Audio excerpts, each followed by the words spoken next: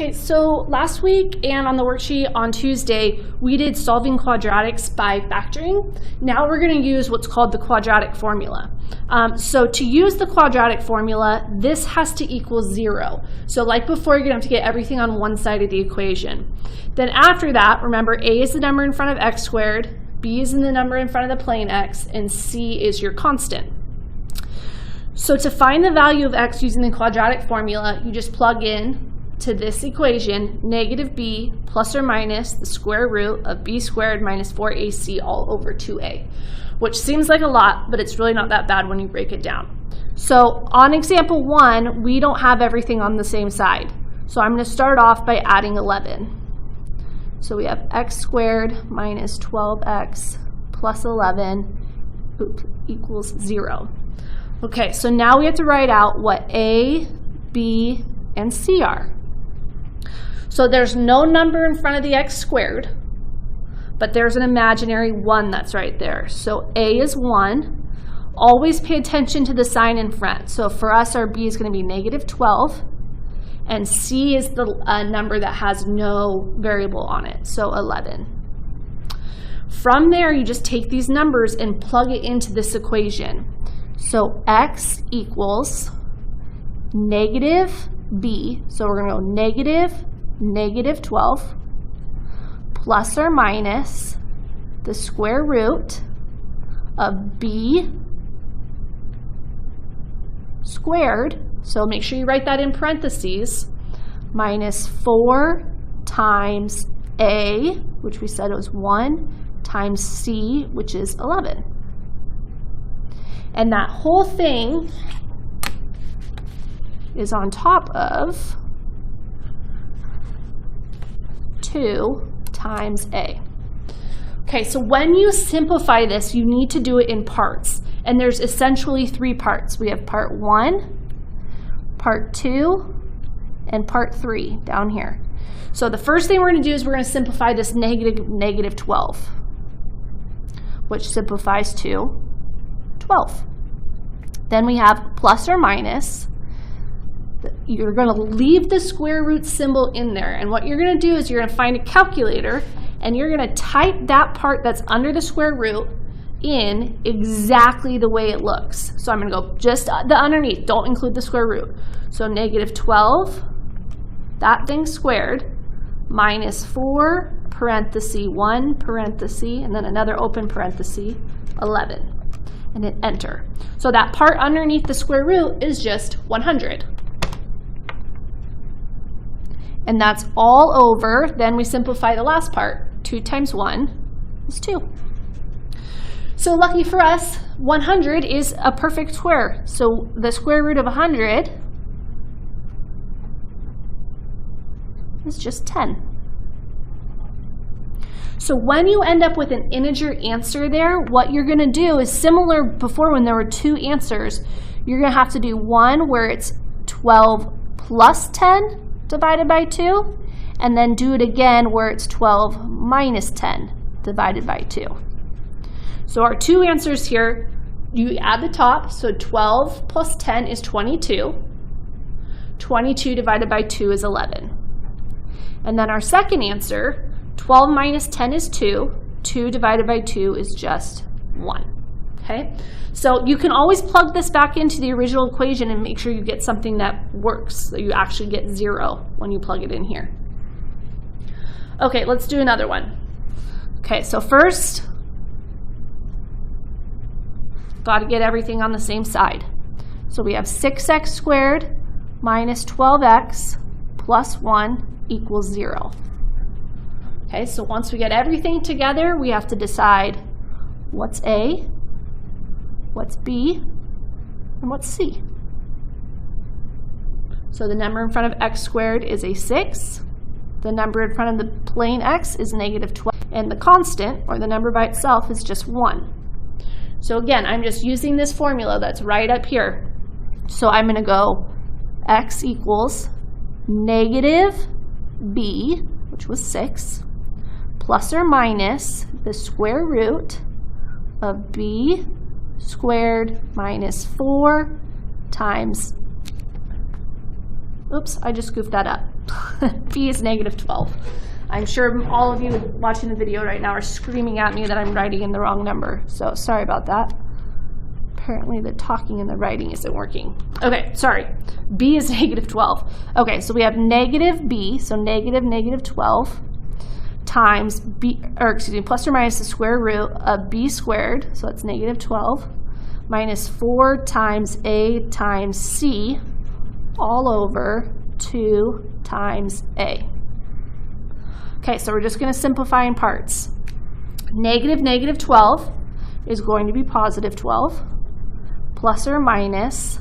Now we're going to simplify the part underneath the square root, so leave that radical in there and type it in the way it looks. So parentheses, negative 12 squared minus 4 times 6 times 1. 120. All over, and then simplify the bottom. 2 times 6 is 12. Okay, so for this one now, we have a radical here that's not a perfect square. So we're going to have to simplify square roots. I've shown you how to do it where you break it up into a perfect square times something else. And I've also taught you prime factorization. So I think a lot of you are more comfortable with the factorization trees. So we're going to figure out the prime factorization of 120. And remember, you just keep dividing out numbers until you can't divide anymore and they're all prime. So like if I were you, if I had an even number, I always start with 2. So that's 2 times 60. So now that 2 is already stuck. It's the end of a tree. So then we can do 2 again. And we can do it again. Now we can't do 2 because we have an odd number. But what are the 2 numbers that multiply to make 15?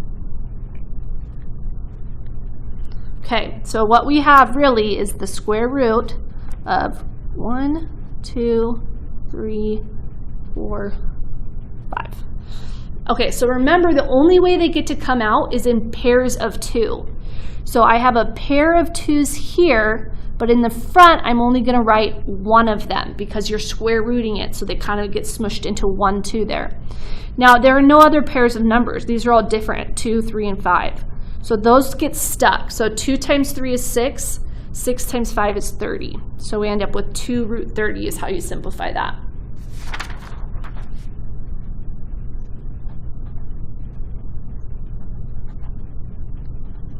Okay, so on this one we didn't have a perfect square. So what we have to do is you can't combine these because they're not like terms. It's like having 12 plus or minus 2x. They can't go together. So when you get it like this, what you do is you distribute the divided by 12 to both parts of the fraction. So it's 12 over 12 plus or minus 2 root 30 over 12. And the 12s, we can simplify that to just 1 plus or minus. You can't touch the thing that's under the root, but if there is a number in front, you can simplify that. And 2 twelfths simplifies to 1/6. You can write the 1 if you want, but you don't have to. Okay, I want you to pause the video really quick and see if you can start off this one on your own. And I'm just going to go ahead and trust that you did that. Okay, so get everything on one side.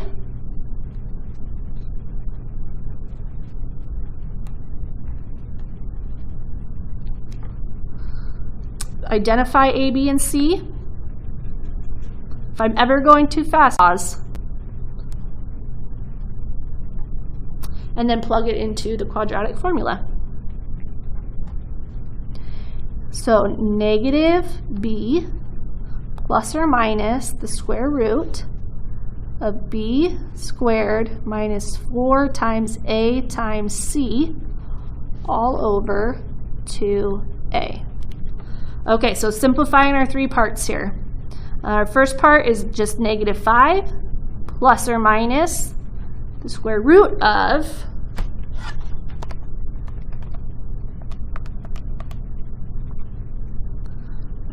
4 times 2 times negative 12.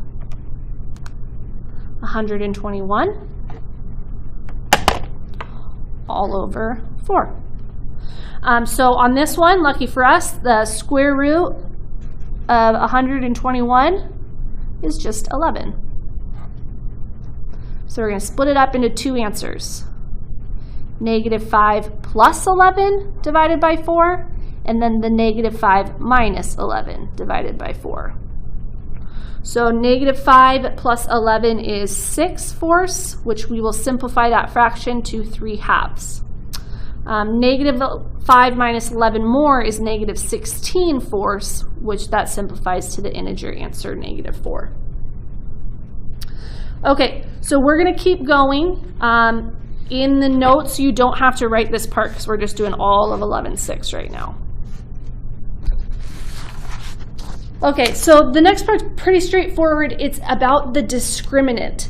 The discriminant is just the part that's underneath the radical. It's just this. Just, not the radical also, just the b squared minus 4ac.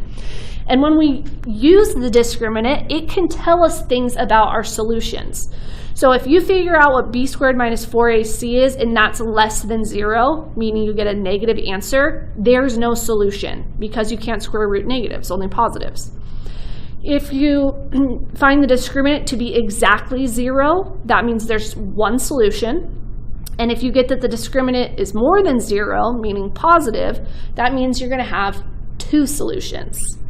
Okay, so just like we did on the quadratic formula, here it says state the value of the discriminant and determine the number of solutions. So get everything on one side.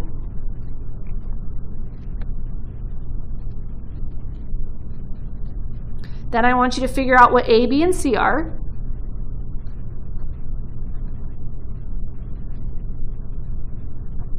And we're just going to do, like I said, just this part underneath.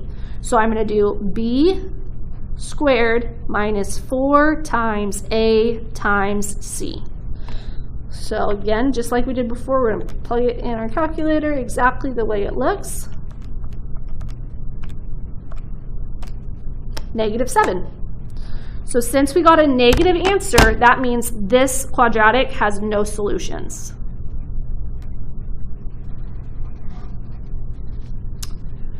Okay, so go ahead and pause the video and see if you can do this one real quick.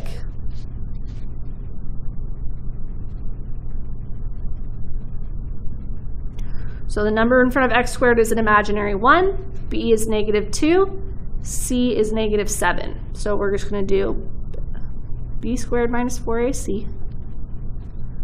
So -2 squared minus 4 times a times c.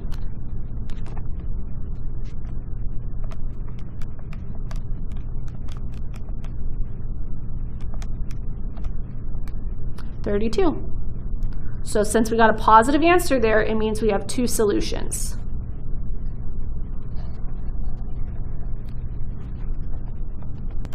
Okay, so for your homework, it's going to be, I'm shortening it up from what this says. It starts on page 651, and we're going to do 1 through 15 odd, and we'll just do 20 through 34 even. If you just write down answers and you don't show me the work of doing the quadratic formula, you're not going to get any credit for that first section there.